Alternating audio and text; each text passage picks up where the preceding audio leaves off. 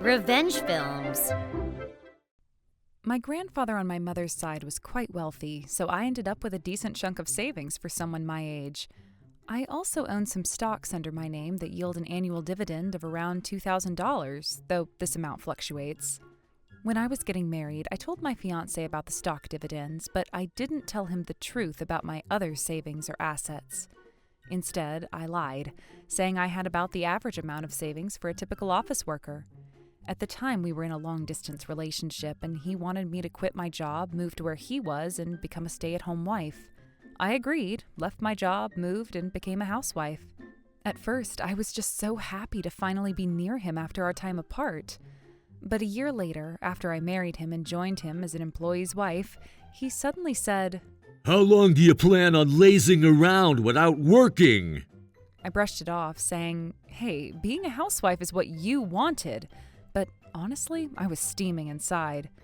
There were times I might ease up on housework if I'm not feeling well, but I've never actually slacked off to the point where he should be calling me lazy. So I had no idea why he'd think I was lazing around. A few days later, when we were out drinking, he said, "All my co-workers' wives work to help with expenses. They're still managing the house and kids, too.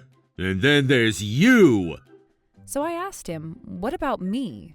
He just said, "Figure it out yourself." I asked, "Are you telling me to get a job, too?" "Pretty much," he replied. "Fine, I'll work," I said, and he seemed satisfied with that. In fact, it's not like I quit my job because I didn't want to work. Plus, being a transfer employee's wife with no kids made it tough to make friends in a new place. So I was happy to start job hunting. But then I hit an unexpected problem. I thought I'd find something right away, but being a newlywed, almost 30, and married to a guy who could be transferred any time made finding a job way harder than I'd expected. I gave it my best, but after 6 months without any luck, he started making snide comments like, "Still haven't found anything?" I even started thinking about the word divorce for a split second. Then I decided to stop holding out for a full-time job and started looking for a part-time job instead. After that, I quickly landed a part-time job at a nearby grocery store.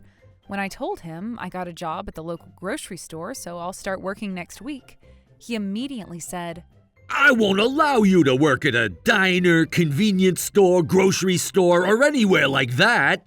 His reasoning? He'd be embarrassed if someone he knew saw his wife working at one of those places. I said, "But I just got the job. It'd be awkward to turn it down now. Plus, it's close by, and if you're that picky, I might not find anything at all." But he wouldn't budge. The more we argued, the more it turned into an aggressive fight. I told him I was really hurt when you called me lazy before. He shot back. "But it's true, isn't it? You're not a beggar. Don't you feel any shame living off me? Show some gratitude." That set me off. I said, "If that's how you feel, then why did you even ask me to be a housewife in the first place? Doesn't this all seem contradictory?" Then he snapped. "I never said you had to stay a housewife forever. Even an idiot could figure that out." That was it, and I finally lost my patience.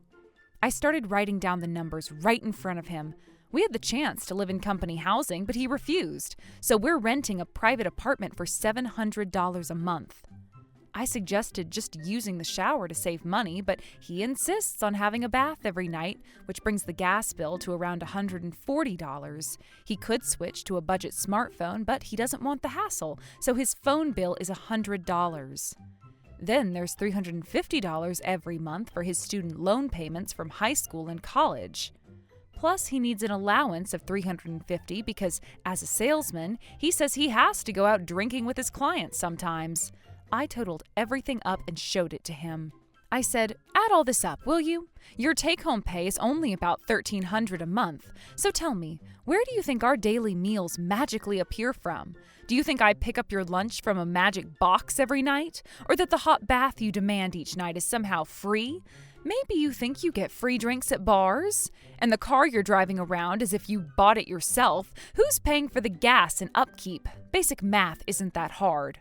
He looked both angry and completely bewildered, but I wasn't done yet. Look, I pay for my own insurance and phone. I'm the one covering the shortfall in our living expenses. Your income was never really enough for me to stay home forever, so I planned to work eventually.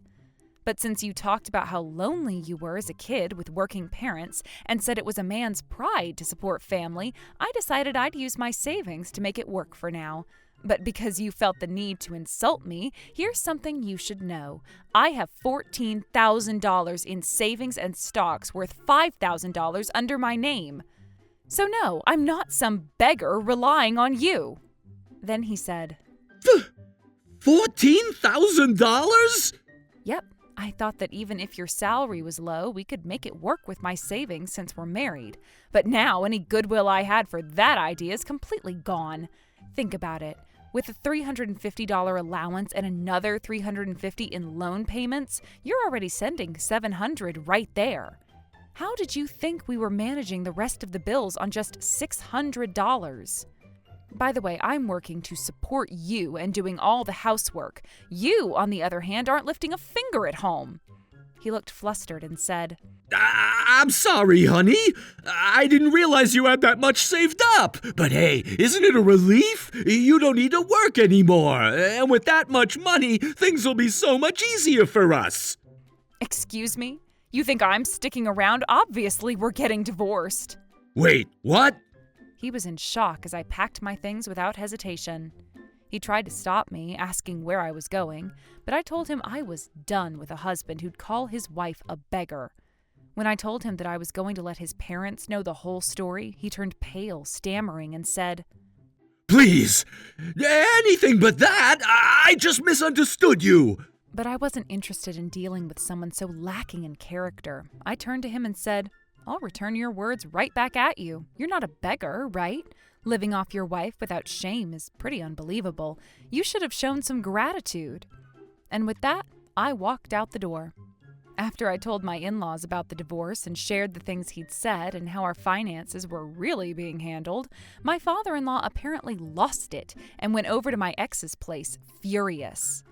Guess I can't blame him. It's a shame I didn't get to see my husband's true colors sooner, since we were in a long-distance relationship. Plus, it wasn't his $1,300 a month income that was the problem, but it was the fact that he said what he did.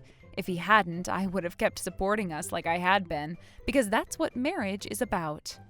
Looking back, it's just amazing he didn't have the common sense to realize what we could actually afford. Then he did something even more ridiculous. Realizing the divorce was inevitable, he started demanding my savings. Apparently, he thought he'd get a huge payday from splitting up with me, so he started spending recklessly, but I made it very clear that my savings and investments from before marriage were off limits. When he realized he couldn't touch a dime of it, he turned pale all over again. He'd been calling me incompetent for ages, but look who's really struggling. In the end, I got a quick divorce with help from my in-laws, who saw him for who he was. As for him, he ran up debts buying designer stuff and partying in expensive clubs on tabs. Now he's buried in debt, and my in-laws banned him from their home. He's stuck with a $1,300 a month paycheck and hundreds of thousands in debt he can't pay off, with no way to take on side gigs. The debt's only growing as he borrows more to cover old loans. Couldn't happen to a more deserving guy. How was today's video? If you enjoyed it, please subscribe, like, and leave a comment. Stay tuned for more.